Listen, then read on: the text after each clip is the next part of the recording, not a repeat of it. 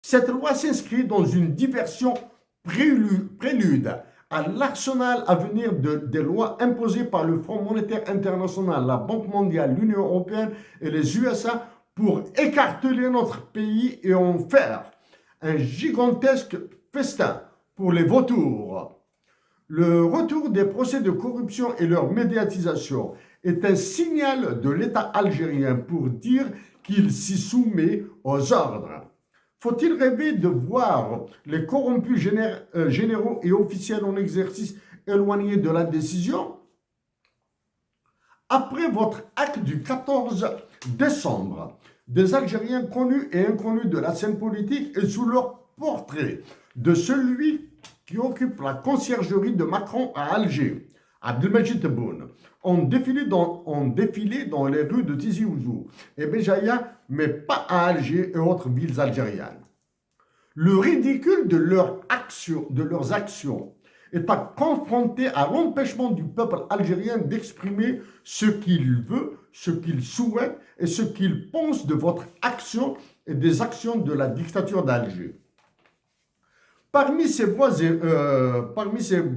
visages qui vous ont attaqué, il y a les politiquement tristes Louis Ahnoun, à qui apparemment il a été ordonné d'annoncer sa candidature. Nordin Boukrouh et Rachid Alahia qui sont montés sur leurs chevaux pour crier au danger, alors qu'ils sont demeurés silencieux. Afin, à mon interpellation de quelques jours auparavant pour qu'ils se prononcent sur la dotation de l'Algérie d'un hymne national bilingue en tamazight et arabe. Farhat Meni, nous sommes aux extrêmes. Vous agissez pour le partitionnement de l'Algérie. Moi, pour son expansion et doublement de sa population. Vous reprochez votre acte, reviendrez à m'auto-reprocher ma position sur l'agrandissement de notre pays. Les Algériens et autres apprécieront la noblesse de nos divergences et objectifs. Vous devez savoir que je suis en guerre totale contre Emmanuel Macron. Une guerre pour l'empêcher de reprendre le contrôle intégral de notre pays.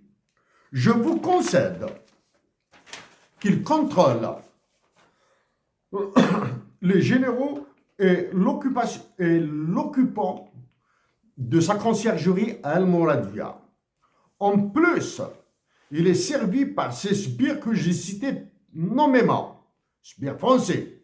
Et parmi eux, il y a cet endurant Doberman, pitbull de la diplomatie française qui continue à insulter notre pays. À la mi-décembre, j'ai affirmé que le roi Emmanuel Macron fait ses besoins naturels en Algérie.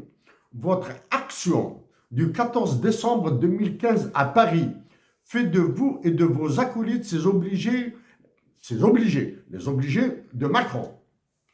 Courant ce mois de décembre, les députés et sénateurs algériens aux ordres des généraux ont voté une loi sur la criminalisation de l'occupation française. Soit.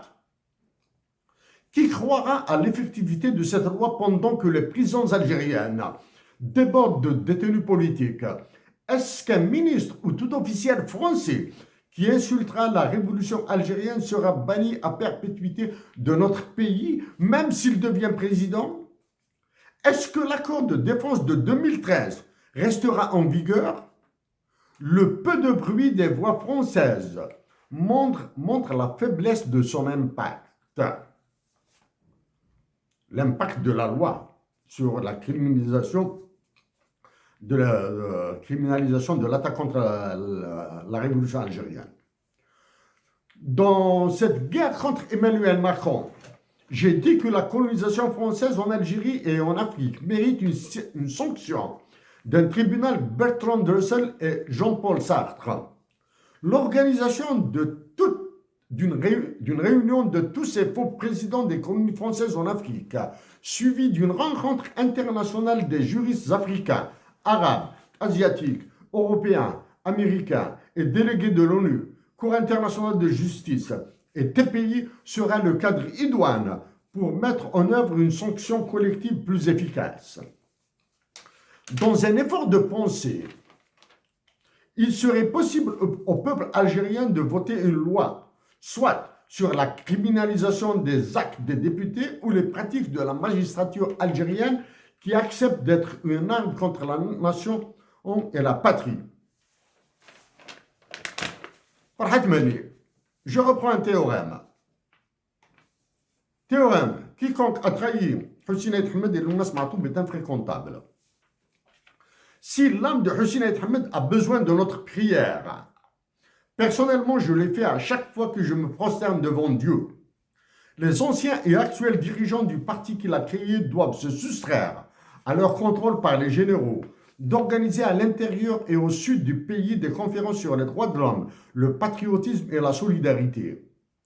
Avec les subventions qu'ils reçoivent et leur salaire de député, ils doivent financer la republication et distribution des livres, de ces livres.